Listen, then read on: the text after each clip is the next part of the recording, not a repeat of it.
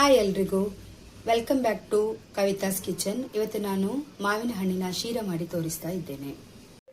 ಅದಕ್ಕೆ ಬೇಕಾಗುವ ಸಾಮಗ್ರಿಗಳು: ಮಾವಿನ ಹಣ್ಣು,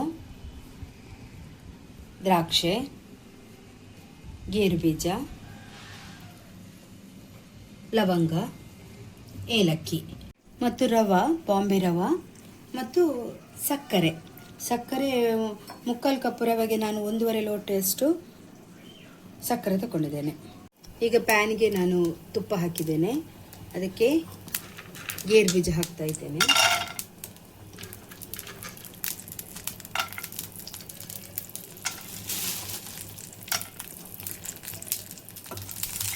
ಫಸ್ಟ್ ಗೇರು ಬೀಜ ಮತ್ತು ದ್ರಾಕ್ಷಿ ಹುರಿದು ತೆಗಿಬೇಕು.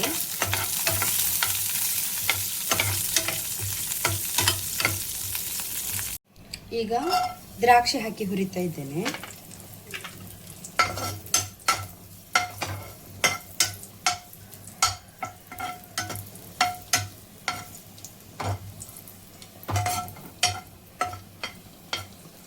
ಈಗ ಗೇರು ಬೀಜ ಮತ್ತು ದ್ರಾಕ್ಷಿ ಹುರಿದ ಪ್ಯಾನಿಗೆ ನಾನು ತುಪ್ಪ ಇದೆ, ಅದಕ್ಕೇನೆ ನಾನೀಗ ರವೆ ಹಾಕಿ ಹುರಿತಾ ಇದ್ದೇನೆ.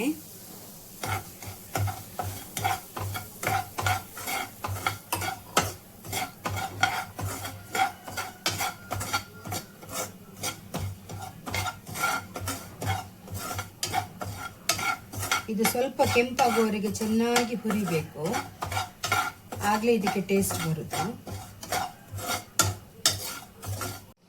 ನೋಡಿ, ಇದು ಕೆಂಪಾಗಿ ಹುರಿದಾಗಿದೆ, ಒಳ್ಳೆ ಕೆಂಪಗಾಗಿದೆ. ಈಗ ಅದಕ್ಕೆ ನಾನು 2 ಕಪ್ಪಿನಷ್ಟು ಬಿಸಿನೀರು ಹಾಕ್ತಾ ಇದ್ದೇನೆ.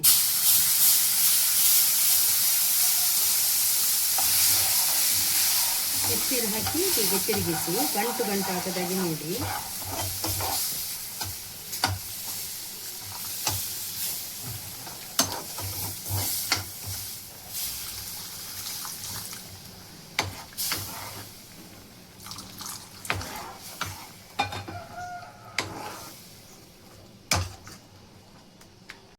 ಸ್ವಲ್ಪ ರುಚಿಯಾಗಲಿ ಅಂತ ನಾನು ಸ್ವಲ್ಪ ಹಾಲು ಸೇರಿಸ್ತಾ ಇದ್ದೇನೆ. ಅದು ಆಪ್ಷನಲ್, ಬೇಕಿದ್ರೆ ಸೇರಿಸಿ, ಅದು ನಿಮಗೆ ಬಿಟ್ಟದ್ದು. ಈಗ ನಾನು ಇದಕ್ಕೆ ಕಲರ್ ಕೊಡಲಿಕ್ಕೆ ಕಲರ್ ಹುಡಿ ಹಾಕ್ತಾ ಇದ್ದೇನೆ, ಯೆಲ್ಲೋ ಕಲರ್.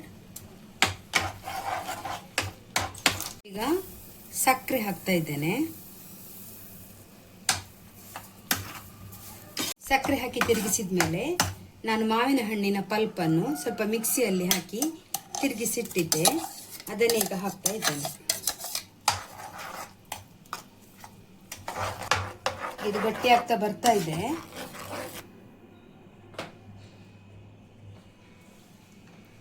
ಈಗ ಇದಕ್ಕೆ ನಾನು ತುಪ್ಪ ಹಾಕ್ತಾ ಇದ್ದೇನೆ.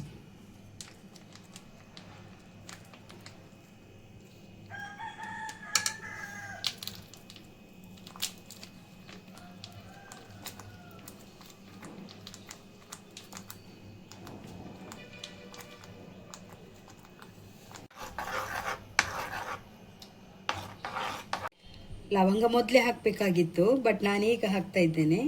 ಆಮೇಲೆ ದ್ರಾಕ್ಷಿ ಹಾಕಿದೆ, ಆಮೇಲೆ ಗೇರು ಬೀಜ ಹಾಕಬೇಕು, ಏಲಕ್ಕಿ ಹುಡಿ,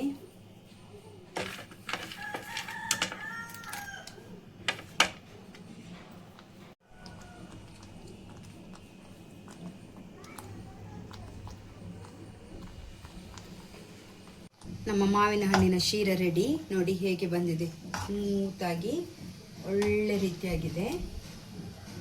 ನೋಡಿದ್ರಲ್ಲ, ನೋಡಿ ನಮ್ಮ ಮಾವಿನ ಹಣ್ಣಿನ ಶೀರ ರೆಡಿ. ನೋಡಿ ಎಷ್ಟು ಸ್ಮೂತಾಗಿ, ಎಷ್ಟು ಚೆನ್ನಾಗಿ ಬಂದಿದೆ. ನೋಡಿದ್ರ? ನೋಡಿ, ಯಾವಾಗಲೂ ನಾನು ಪೈನಾಪಲ್ ಇದೆ ಶೀರ ಮಾಡೋದು. ಈಗ ಮ್ಯಾಂಗೋ ಸೀಸನ್, ಅದರಿಂದ ಮ್ಯಾಂಗೋ ಶೀರ ಯಾಕೆ ಟ್ರೈ ಮಾಡಬಾರ್ದು ಅಂತ ಮಾಡಿದೆ. ತುಂಬ ಚೆನ್ನಾಗಿ ಬಂದಿದೆ, ನೀವು ಟ್ರೈ ಮಾಡಿ. ಒಳ್ಳೆಯದಾಗಿ ಸೂಪರ್ ಟೇಸ್ಟಿಯಾಗಿ ಬಂದಿದೆ. ನಿಮಗೇನಾದರೂ ಕಮೆಂಟ್ ಇದ್ದರೆ ಕಮೆಂಟ್ ಮಾಡಿ, ಹಾಗೆ ಲೈಕ್ ಮಾಡಿ, ಶೇರ್ ಮಾಡಿ, ಸಬ್ಸ್ಕ್ರೈಬ್ ಮಾಡಿ. ಬೆಲ್ ಐಕನನ್ನು ಒತ್ತಲಿಕ್ಕೆ ಮಾತ್ರ ಮರಿಬೇಡಿ. ನನ್ನ ಮುಂದಿನ ರೆಸಿಪಿ ಯಾವುದು ಅಂತ ಅದರಿಂದ ಗೊತ್ತಾಗುತ್ತೆ. Thank you.